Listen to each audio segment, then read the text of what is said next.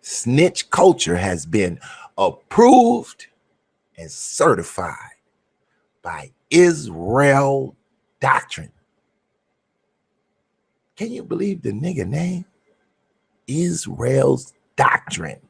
That nigga told the feds you could contact me at Israel's Doctrine. Can you imagine what the fuck the feds was doing? What the fuck? This nigga want me to email Jesus. This nigga got to been and lost his last marble. He recorded himself so he can't get snitched on by the other snitches. He want to snitch on his goddamn self. Ain't this a bitch? And what better platform than to come expose your dirty pantyhose to than Tommy Filthy Mouth Sotomayor? God damn.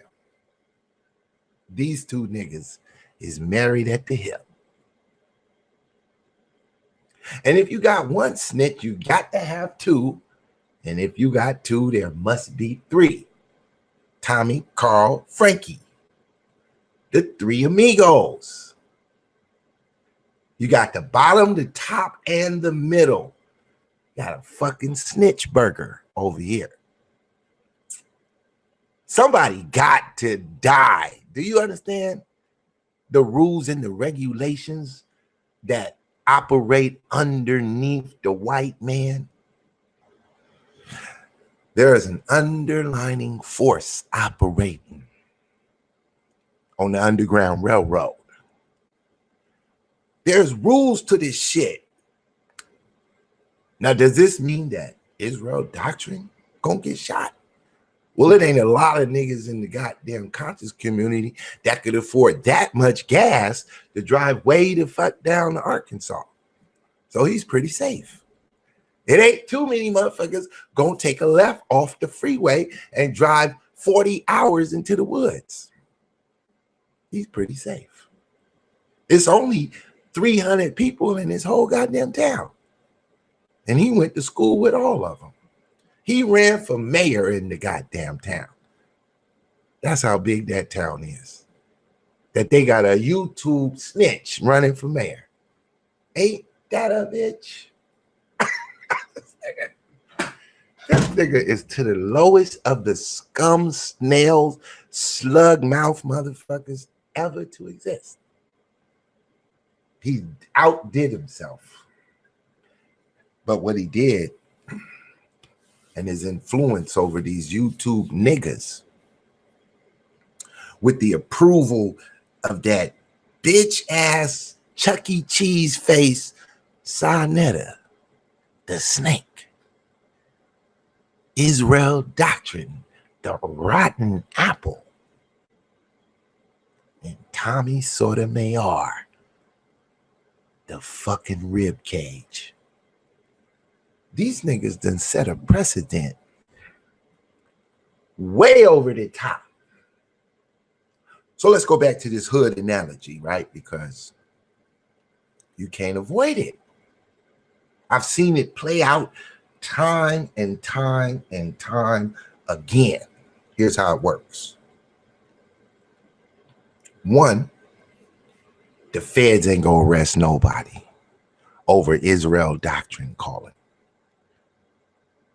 They gonna hand this shit to the newest member of the FBI. Here's your fucking case. Go find out what the fuck Israel Doctrine is talking about. Can you imagine his fucking job? And they are some thorough motherfuckers. So he's going to do his job. And the first thing he has to understand is what the fuck is going on. So that means he's going to run over to Poppy's channel and get a fucking swollen headache listening to that shit, which is going to lead him over to Sarnetta's channel, where he's going to get another swollen motherfucking headache listening to that shit. If he don't quit the FBI, he might become the head of the FBI after he finished with this case. Because he gonna swear this was the hardest shit to ever investigate. $10 billion hours of listening to hood niggas talk the most dumbest shit they could ever utter for hours. 8-hour shows back to back to back. Not to mention the goddamn emails. Not to mention he also got to raid a few niggas and get those back chat videos. Do you know how many back chat video recordings I got? Fucking around with Israel Snitch Doctrine. Fuck is he snitching on? That a nigga outdid you? Beat you to a pulp on motherfucking YouTube? What the fuck are you snitching on? You mad because a nigga fucking getting fucked, ramrodded, sucking dick on YouTube? What you mad at?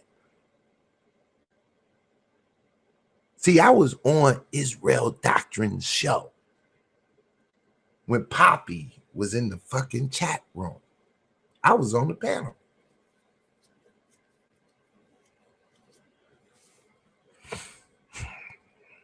And Israel Doctrine was right.